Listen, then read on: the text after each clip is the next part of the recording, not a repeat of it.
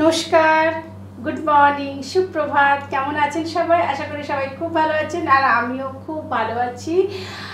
আর আমার চ্যানেলে সবাইকে স্বাগত জানাই। এটা আমার ফার্স্ট ব্লগ, তাই আজকে নতুন আপনাদের সাথে কথা বলছি। হয়তো একটু আটকে যাবে, প্রথম তো একটু আটকে যাবে। আজকের ব্লগটা এখান থেকে শুরু করি। এখন বাজে সকাল 11:30, আর এখন আমি একটু রেডি হয়ে গেছি। কেমন লাগছে আমার? আর এখন আমি বাপের বাড়ি যাব, বিকেলে একটা অনুষ্ঠান আছে, তো সেই জন্য বাপের বাড়িতে যাওয়ার কোনো সময় নেই, তাই না? সকাল থেকেই যাব। সকাল থেকে আর হলো কোথায়, 11:30 অলরেডি বেজেই গেছে। তো দুপুরে গিয়ে ওখানে খাওয়া দাওয়া করবো, তারপরে বিকেলবেলা অনুষ্ঠান আছে, সেই অনুষ্ঠানটা পার্টিসিপেট করব।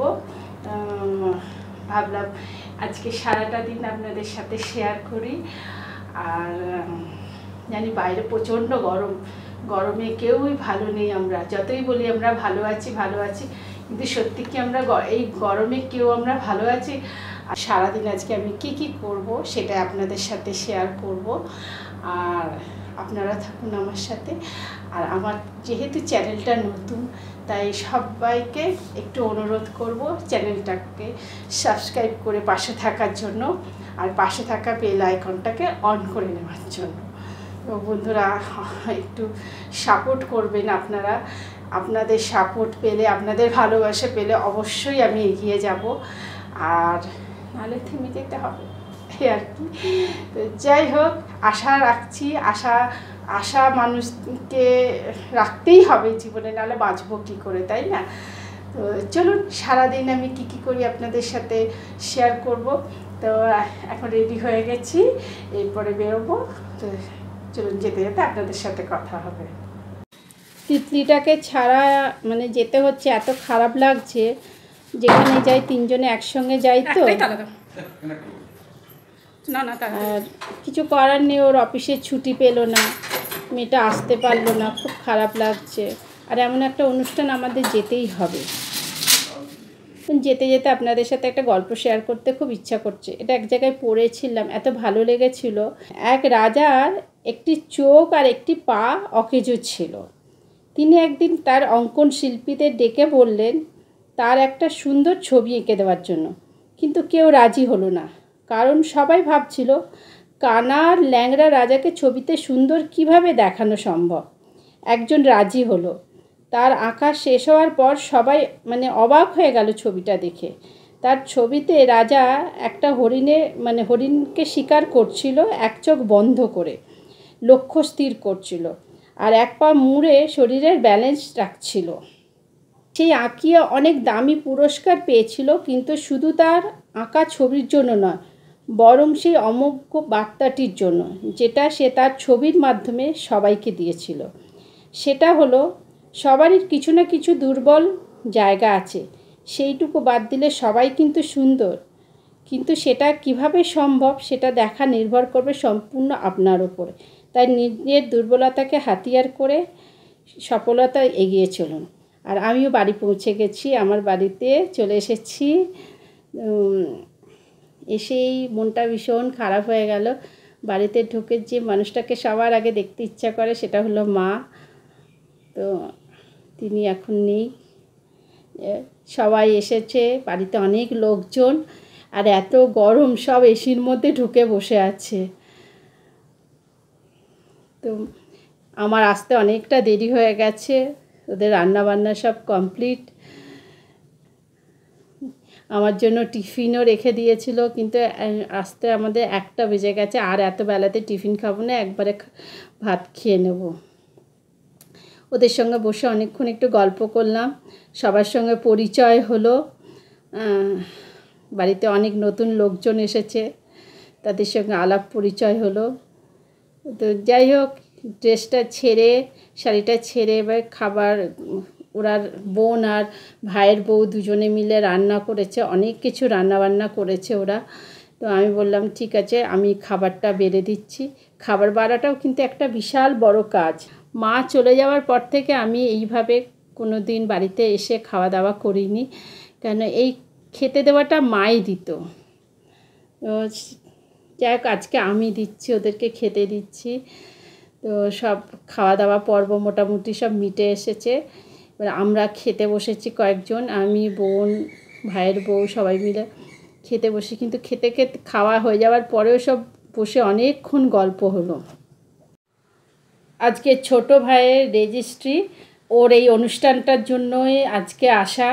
আজকে না এলে খুব খারাপ লাগতো, কেন আমাদের জন্যই ও অনেক দিন ধরে ওয়েট করছিল। আমরা ঠিক ডেট ওদেরকে সময় দিতে পারছিলাম না। তো আজকে সময় বের করে এসেছি। ওদের দুজনের আজকে রেজিস্ট্রি হলো, খুব ভালো লাগছে। অনেক দিন ধরে ওর জন্য অনেক মেয়ে দেখা হয়েছে, পছন্দ হচ্ছিল না। তো ওই বলে না, জন্ম মৃত্যু বিয়ে তিন বিধাতা নিয়ে, যার যেখানে লেখা আছে তার সেখানেই হবে। তো আজকে ওদের দুজনের রেজিস্ট্রি হয়ে গেল, ভীষণ ভালো লাগছে।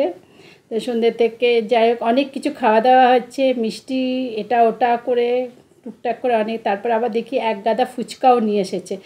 তো আবার ফুচকাটাকে আমাকে দিয়েছে রেডি করে সবাইকে দেওয়ার জন্য।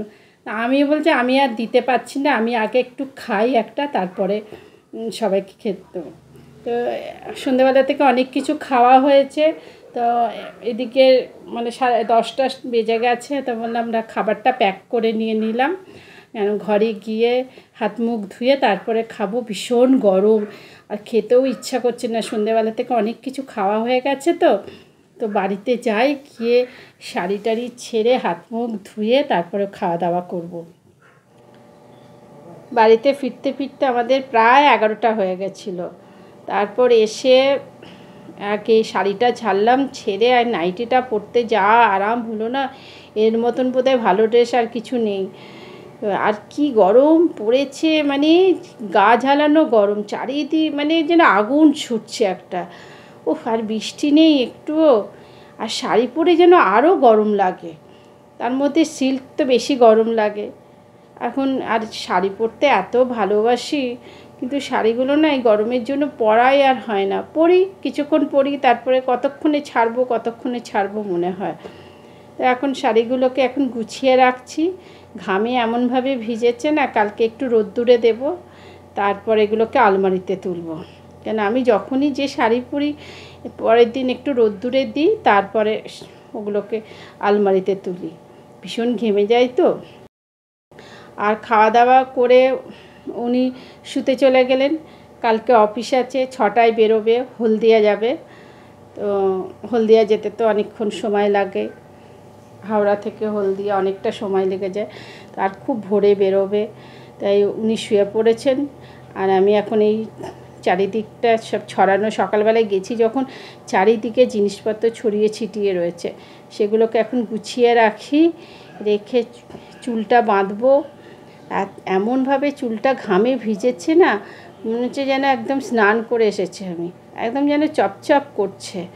তারপরে একটু মুখটা ক্লিন করে এখন শুতে যেতে যেতে আমার এখনও আধ ঘন্টা মতন সময় লাগবে। তো আর তার মধ্যে আপনাদের সাথে এই কথা বলতে বলতে বেশ সময়টা কেটে যায় আমার। অনেকটা বকবক করে ফেললাম বন্ধুরা, জানি না আজকের বকবকানি আপনাদের কেমন লাগবে। আজকের ভিডিওটা আশা করছি আজকের ভিডিওটা আপনাদের ভালো লাগবে। তো আজকের ভিডিওটা যদি আপনাদের ভালো লাগে তবে একটা লাইক কমেন্ট আশা করতেই পারি বন্ধুরা, আর চ্যানেলটা সাবস্ক্রাইব করে নেওয়ার অনুরোধ রইল। আর পাশে থাকা বেল আইকনটাকে অন করে নেবেন, তাহলে যখনই কোনো ভিডিও দেব তখনই তার নোটিফিকেশান পেয়ে যাবেন। যেতে যেতে একটা কথাই বলতে ইচ্ছা করছে, জীবন ভীষণ গতিময় এই জীবনে বাঁচো প্রাণ ভরে, হিংসা নয়, ঘৃণা নয়, ভালোবাসা থাক অন্তরে। তো এই বলেই আজকের ভিডিওটা শেষ করলাম। সবাই খুব ভালো থাকবেন, সুস্থ থাকবেন, আবার দেখা হবে নেক্সট ভিডিওয়। তো আজকের মতন টাটা, অল লাভ ইউ।